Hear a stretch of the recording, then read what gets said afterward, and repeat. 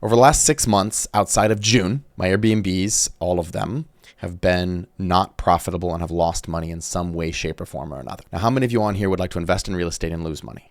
How many of you that feels good? Now you might say, well, Sam, your Airbnbs must be in a terrible place. But guys, they're in Asheville, North Carolina. Now, Asheville, North Carolina also got a little bit of this hurricane or a lot of this hurricane. So that contributed to some of this as well. But this is not just me. This is a story that I'm hearing across the board from a bunch of other people. Average occupancy is down to 50%, kind of across the board, and way less in some areas. I know for my properties in Asheville, it's way less than actually 50%. What was interesting, this was kind of anecdotal, but a few years back, my wife and I sold 5 of our Airbnbs. We still have more that we're selling off. We sold 5 of them. And just for fun, we were driving past one of the locations the other day in Black Mountain, North Carolina. And I was like, oh, we should look up. I know the owners that bought it from us. They were so excited because it was their first Airbnb and they were all pumped. And let's see how many bookings they have. We go on Airbnb, we find it. They'd done a beautiful job. They'd rehabbed the whole thing. This was one of our ones in Black Mountain. And then we looked ahead for the next 3 or 4 months and there was 1 booking in the next 4 months. And my heart sank. And I know that this is not just them. I know this is a lot of what I'm hearing from you guys that are out there that are short-term rental investors. You're like, oh my gosh, you're a little bit scared. There are still some that are doing great, but as a general trend, we're seeing some of those occupancy rates dip a little bit, especially in some of these areas. And people are kind of wondering, what do we do and how do we handle this? Another great example of what I would call just the state of the Airbnb market is, let's just say your occupancy isn't down. Let's just say your income has stayed the same. And for really hot competitive areas like Steamboat Springs, well, Steamboat Springs is taking a completely different approach. What they're doing is they're taxing the shit out of these properties, right? They just imposed a tax that basically means all in all, you pay what was the actual number? I think it was 18.1%. And if you're outside of this certain area, it goes up to 20.4% of your revenue to either state or local taxes. 20% of your revenue, guys. So keep in mind, Airbnb takes their percentage. Property management takes their percentage. The government's found a way to tax it because they don't like it. So what we're seeing is regulations increase. Another anecdotal evidence would be Asheville, North Carolina, very popular tourist town, came out fairly recently and was like, we want to ban all future short-term rentals. And it was this huge battle and thousands of people showed up and they ended up not doing anything about it. But that is the story in every major city. We all saw what happened where New York City was just like, F this, we're out. And people that owned Airbnbs were listing them on Craigslist and doing some really shady shit to try to get these things listed and create some revenue. I don't know about you, but for me, that creates a lot of uncertainty.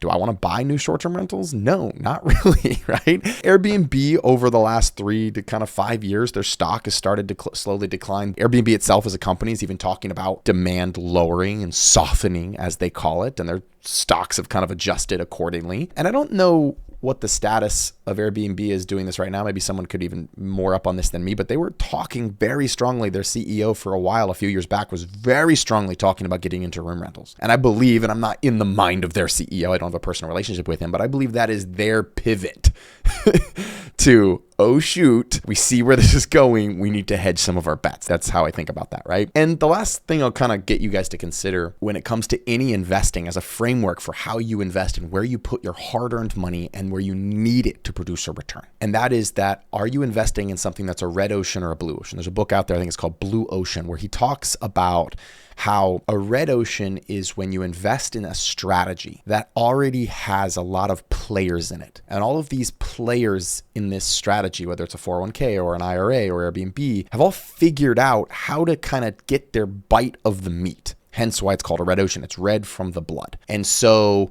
in the Airbnbs, every investment eventually kind of becomes a red ocean, because when anything is actually profitable, people start to be like, how can we make money from that? How can we make money from that? So in Airbnb, everybody has figured out how to freaking make money out of an Airbnb.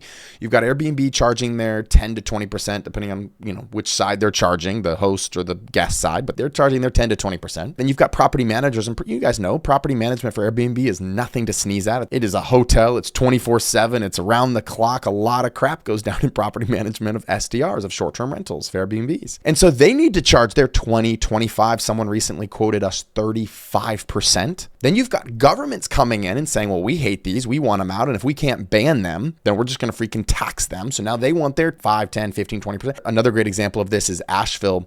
North Carolina recently came out with a brand new tax where they're like, fine, we can't ban them. We're going to come out with a tax where if you own a refrigerator, like these are considered businesses. So we're going to tax the crap out of everything in it. They made you list like the beds and the sheets. And there's all kinds of hacks to get around that if you want. Maybe write it up where you don't actually own that. You lease all of that from another company that's not in that county because it's a county tax, right? It's like all this crazy stuff, right? That Buncombe County was doing. And so you get this red ocean where there's a lot of blood in this, right? Lenders have figured out how to make freaking noise. And I got these noise monitors now and they're going to charge you. They're $12, $11, $13 a month, right? You got Ring cameras because you got to have those on every freaking door now, right?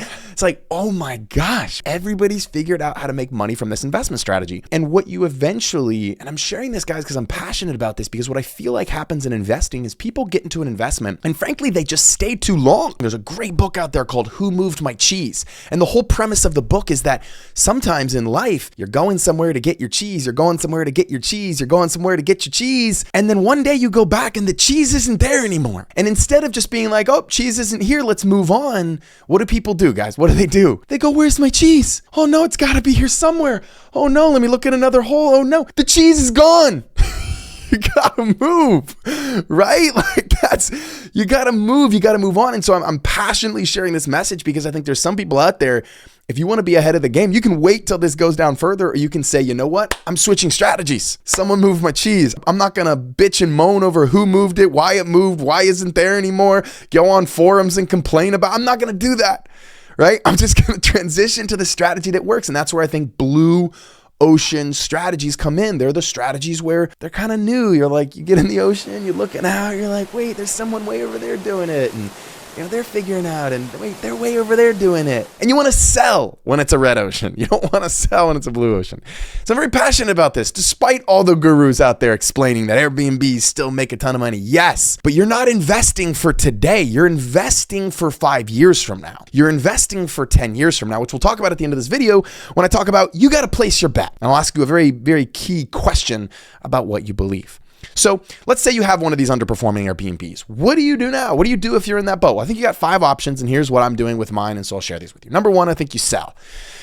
It just seems simple, but you list it. You do not list it for the highest price that you thought you could get for it 2 years ago. You list it for a competitive price and you just get out. You just take your lumps, even if you feel like you're going to lose a little bit of money. You just take your lumps, you sell, you get out, you reposition that money. You can do something called a 1031 exchange, which is where you don't pay taxes on that money and you put it into another investment property. I have some recommendations on what kind of investment properties you should put that into. We'll get that too. That's number 1. Number 2 is you can convert it to co-living. If you're in a city that needs affordable housing, I say that a lot. I say, like, if you're in a city that needs affordable housing, what I'm going to start saying is just, if you're in a city, like, period, because every city needs workforce and affordable housing, then you convert it to co-living. Maybe you add a wall. Maybe you take the 2 dining rooms and the game room and you make it 2 or 3 additional bedrooms. But look, you've got a beautiful place already. It probably has a lot of amenities. So you're immediately going to win any kind of amenity war, which there really isn't one happening. But if there ever is one, you're going to win that in the co-living space because co-living is very basic right now. Co-living's where Airbnb was 10, 12 years ago, where you could just get away with, hey, there's a mattress. I don't even rent my rooms furnished. I have no furnished rooms, right? But you can get away with renting a great room, just a mattress on the floor,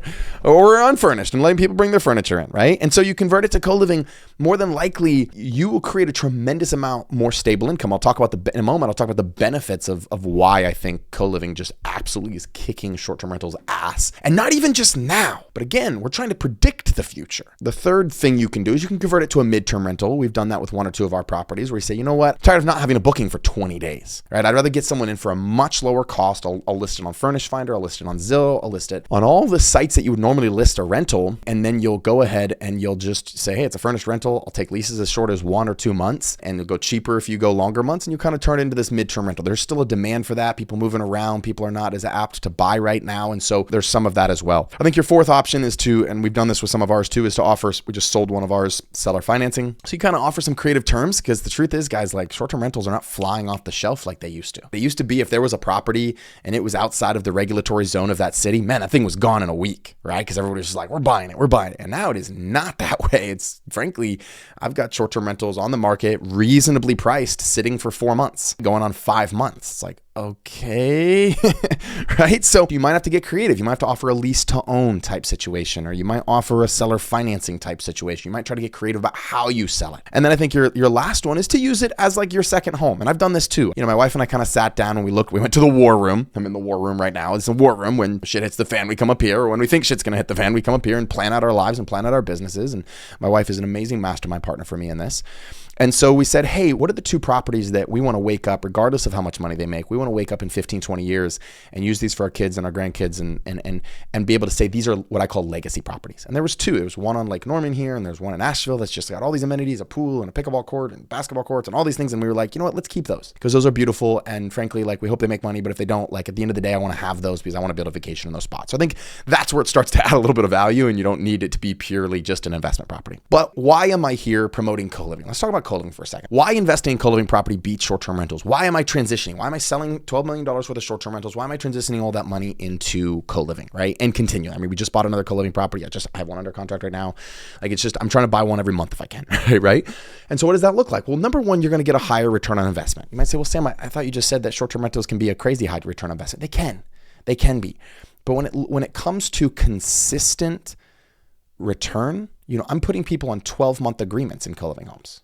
Initial terms, right? I'm not having someone come and stay for 2-3 days. So what do you want? Do you want that craziness of having to always think about this investment? Or do you want something that's going to spit out more consistent cash flow over the long term? That's why I think it's a higher return on investment. And obviously there's some Airbnbs that can beat co-living properties, but overall, that's what I'm seeing in the marketplace. You're obviously going to have way lower vacancy rates in co-living, right? Here's what I tell people. This is a true statistic. I've been doing co-living for almost a decade and a half. 2011 was when I bought my first co-living home. So what is that? 14 years, going on 15 years. And in that time, I have never had a vacant co-living home. Obviously, except when it was at the very beginning and like it was new and I was making it into a co-living home. Like obviously I hadn't put anybody in there yet. But once I got it up and going, I've never had a completely vacant co-living home. I've had 4 people move out. Hell, I've even had 5 people move out. But on an 8-bedroom home, that means 3 are still there paying my bills. So like, if you just want to sleep good at night, knowing like, it's going to produce some revenue, that's co-living, right? That's the safety and the stability you get with co-living. On the other side, you get short-term rentals that are 50% occupied or less, right? Where I've never had a vacancy. In all of 14 years, I have never had a vacant co-living home completely vacant. Kind of crazy, unless I'm selling it or I'm just buying it, right? And sometimes, obviously, I kick everybody out when I'm going to sell it because I want to be able to show it as a home. And I've sold off, if you're like, why am I selling it? I sell off some of my smaller, lower performing properties. Maybe they've gone up in value a bunch and I just want to pull the equity out and buy 3 more, 4 more, right? Then we've got lower maintenance costs. Well, Sam, like having 8 people in a co-living home, that sounds crazy. How are you even doing that? Well, if you follow me on this channel, give us a subscribe, give us a like. Like if you follow me, you'll learn our systems. And if you come to one of my 5-day challenges, you'll learn our systems. But overall, co-living's got lower maintenance costs because you're not dealing with these people who don't care. In co-living, this becomes home for people. And as it becomes home for people, they're going to care for it. Like now, I'm not saying everybody is the model member in our homes, right? We use something called membership agreements to kind of bring people together more. But those lower maintenance costs, you're not having people break shit all the time, do crazy things, throw huge parties. We never have parties at our co-living home. Rarely, maybe 1 in 14 years of doing this, 2, maybe max, right? Whereas I have parties every weekend at my lake home, right? It's what it feels like. And then you get higher tenant retention. People are staying here a lot longer. They're coming in. They're producing this kind of consistent, steady income in a co-living home over short-term rentals. And then there's a lot less regulation. Right? So if you compare the regulations of short-term rentals compared to the regulations around co-living, almost every city and state in America, minus a few, are trying to make it easier to do co-living. Guys, and that's not an exaggeration. I'm connected to, I have students now in probably 45 cities doing co-living, and I get to see very intimately, very closely what's getting accepted, what's getting shut down, what's not. And in the short-term rental world, everybody's trying to get those out, right? And in the co-living world, there's a lot of movement. The state of Colorado just came out and made co-living completely legal with an unlimited number of residents in any home. That's crazy. You could have 30 people in a co-living home in Colorado now because of this new law. Oregon, same way. Washington, same way. New York is trying to do something very similar. New Hampshire just came out with something similar. New York City there's all these different things, right? New York City just came out with something called the City of Yes Initiative, which is strongly encouraging and incentivizing co-living. So I hope you guys are getting this, right? This is why I'm all in on this method. This is why this is making sense to me. I also believe that there's something about when you look at your portfolio, you should be asking, is this recession proof? And the one question that you can ask to determine whether or not your investment is recession proof. Is this wanted or is this needed? Recently, just for fun, I put some of my money into uranium stocks. And I asked that same question before I bought uranium. I said, is this wanted or is this needed? And with the advent of AI and with just all the things now that take electricity, I said nuclear power is going to be needed, not just wanted. So it's a good investment. Does that make sense? I mean, obviously, there's many more factors to that, but that's at a high level, that's the question to ask. So Airbnb versus co-living. Is it wanted or is it needed? That's the question. If it's needed, it's recession proof. If it's wanted, it is absolutely in a million years not recession proof. And we haven't had a massive recession. I don't really call COVID a recession, right? We haven't had a massive recession, so we're definitely due for one. We'll talk about that in a moment. So as I end this video, I want to just challenge you guys to place your bet. And here's the question I ask when I'm on my live seminars and I'm speaking to hundreds, if not thousands of people. I ask them one question. I say, how many of you on this seminar believe that the economy is only going to get better and better and better? This is the lowest it's going to go. Like, this is the worst right now. It's the worst inflation. It's the worst tariffs. It's the worst everything. It's the most expensive things they're going to get. How many of you believe this is the bottom and it gets better and better and better and better from here on out? How many of you believe that? And if you don't believe that, like I do, if you believe the opposite, that we are going to go through the next 5 to 10 years of what I think are going to be the toughest economic times that we've faced as a nation. And as all these things work out and as these things become more expensive and as the replacement value of a home goes through the roof because it costs so much more to buy these, that means my homes that I already have go up in value. Then I, like you, have to place a bet. And that bet is very simple, ladies and gentlemen. That bet is, where do you think we're going? Not now. I agree. Airbnb is not exploding now. But where will we be in 5 years? Where will we be in 10 years? Where will we be in 7 years? And that's the bet you're placing when you're making an investment. Because none of us here listening to this are day traders of real estate. You can't really be a day trader of real estate where you're like, buy and sell. And no, you're going to be in it. And then you've got a prepayment penalty a lot on these loans. It takes a lot to buy a property. It takes fees and these things. And it's a lot of work. And so once you get it, you're going to hold on to it for a while. And so I'm encouraging those of you that are in the same boat that I am with my Airbnbs to place a bet and to strongly encourage you to realize that the cheese has moved. You may not be feeling it as strongly yet, but you will. This is my prediction. And I think now is the time to get into something while it's still a blue ocean, and that something is co-living. That's why I'm passionately sharing this message. So hopefully, if nothing else, you took away the inspiration to take some action. Come join us on one of our 5-day challenges, link in the description of this video, or just do everything you can to research this. This is why I'm selling my multi-million-dollar short-term rental portfolio, trying to sell. Some of it's not flying off the shelves, so that I can even more go all in on what I believe in, and that is the fastest way to achieve financial freedom in the marketplace today is through co-living. And so hopefully you'll check that out.